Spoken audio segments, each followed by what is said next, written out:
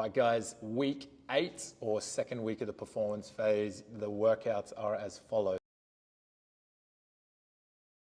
So on Monday Perform, we've got our 3 by 12 minutes. Station 1 and 3 is 2 6-minute workouts. So make sure we're aware of the transitions, changeovers, movements that we have on those. On Station 3, there is a new trackable, which is 10 seconds on, 10 seconds off on the bike. So going to give members a chance to kind of send it for 10 seconds, slow down for 10 seconds.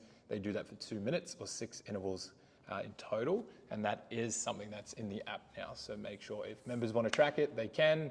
If they do that station first, just kind of let them know and be aware of how they're going to feel afterwards and how the rest of the session is going to go. On the middle station, on the rigs, we are testing our bench press. So as we mentioned in the previous video, we're going to be testing a 10 RM for the entire 12 minutes. On the Academy, it'll have in some post-testing work there. That is definitely not required. They're going to need all 12 minutes to get to a good set of 10 on the bench. So for the sets, for their warm-up sets, what we would like you guys to do is a set of 10, set of 8, set of 6, set of 4, and then their 10 RM. We'll obviously plan out those sets accordingly, timings-wise. We can give you an indication of those and how they'll go, but that's how they're going to hit a successful set of 10. There are some WY raises in there as well. They can do between their first couple of sets, but not much more after that.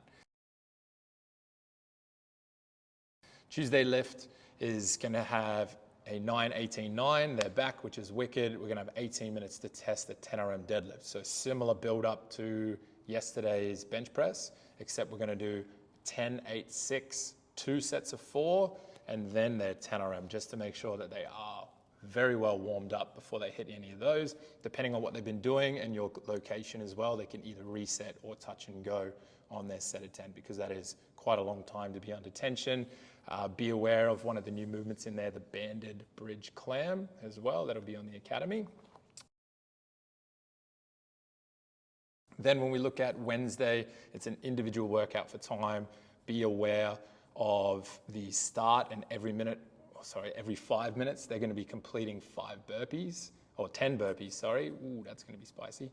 So to start the workout, every 5 minutes from there on after, they're going to be punching out 10 burpees and then chipping their way through that long list. So what you guys should probably do, just so you get to give the members an indication of how long everything's going to take, go through each one of the movements, give yourself some rough timings as to where the members should be up to at their specific timing. So hopefully everyone can get through in that 32-minute mark, or they get through as far as they possibly can on that one. Little finisher of some midline as well. Thursday Perform, it's a rolling EMOM, some crowd favorites, 6 rounds. They need to be moving on every single minute. So making sure that the movements and weights and everything that they choose doesn't take them longer than, 30, max 40 seconds, so they have time to transition on that one. Give members a target on the Cal station on the bike and ski. It just says 20 seconds, but when members aren't really given any direction, they might just kind of pedal aimlessly or ski aimlessly for 20 seconds. So give them some smaller targets, maybe something like 12, 10, 8 Cals that can hold themselves accountable throughout that one. And obviously that'll be a nice, fun session for them. Friday lift, we've got another 18-minute block with our back squats. So same warm-up sets as our deadlift, 10, 8, 6, 4, 4, and then their 10 RM.